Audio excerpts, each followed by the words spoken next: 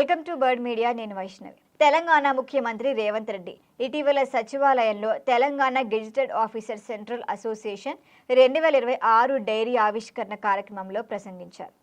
మరి ప్రభుత్వ వ్యవస్థలో ఉద్యోగుల ప్రాధాన్యతను కూడా వివరించారు.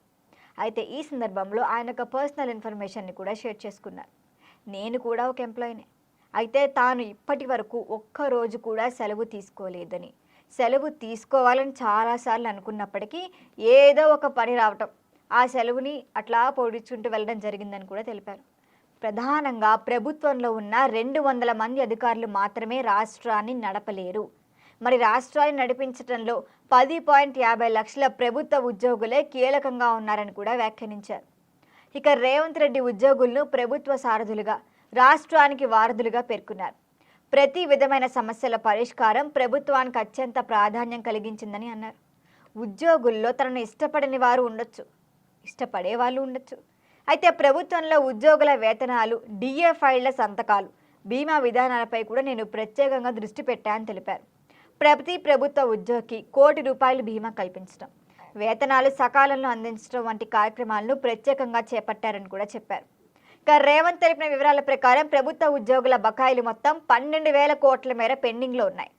మరి ఈ సమస్యను పరిష్కరించేందుకే తగిన ప్రణాళికలు కూడా ఇస్తున్నారు. ఇక పన్ను వసూళ్లు అవకతవకలు తగ్గించడంలో కూడా ప్రాధాన్యాన్ని ఇస్తున్నారు. పన్నులు పెంచాల్సిన అవసరమైతే లేదు, ఎట్టి పరిస్థితుల్లో పెంచమని కూడా చెప్పారు. మరి ఆయన అభిప్రాయం ప్రకారం పన్నులను సరిగ్గా వసూలు చేస్తే అవసరమైన నిధులు ప్రభుత్వ ఖాతాల్లోకి అవే వస్తాయి, అందరూ సరిగ్గా చెల్లిస్తాయని. అలాగే వీటితో పాటు ఇప్పుడు జిల్లాల సరిహద్దు విషయాన్ని కూడా ప్రస్తావించారు.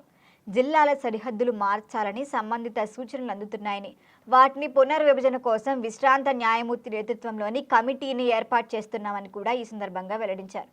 అయితే ఈ కమిటీల వల్ల భూభాగాల సరిహద్దుల్లో సమతుల్యత, నిర్విఘ్న పునర్వ్యవస్థీకరణ కూడా సాధ్యమవుతుంది.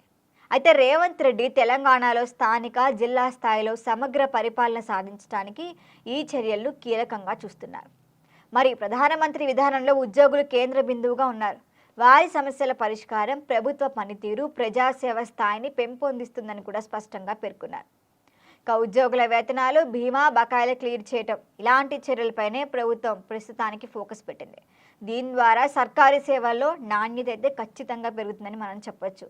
అయితే రేవంత్ రెడ్డి అధికారంలోకి వచ్చిన తర్వాత సమస్యల్ని ఇంప్లిమెంట్ చేయటం, సమస్యల్ని ఫాస్ట్గా గుర్తించడం, వాటికి పరిష్కారం కోసం ముందుకు రావటం, ఇది చాలా గమనించాల్సిన ముఖ్యమైన విషయం. మొత్తంగా చూస్తే ఇప్పుడు రేవంత్ రెడ్డి ఎక్కువగా ప్రభుత్వ ఉద్యోగుల వ్యవస్థలోనే ఫోకస్ పెట్టారు. వారి సమస్యలను ముందు పరిష్కరిస్తే నిధులు సక్రమంగా వస్తాయి, పన్ను వసూళ్లు కూడా సక్రమంగా జరుగుతాయి. ఇంకా వీటన్నిటితో పాటు అడిషనల్గా జిల్లాల పునర్విభజన వంటి కీలక నిర్ణయాలు కూడా తీసుకుంటున్నారనేది తెలుస్తోంది. ఉద్యోగుల భరోసా, సంక్షేమమే సమగ్ర ప్రణాళికల ద్వారా తెలంగాణ ప్రభుత్వం ఇప్పుడు సేవా మోడల్ ప్రతిష్టను పెంపొందించుకుంటుందనే సందేశాన్ని అయితే ఇచ్చింది.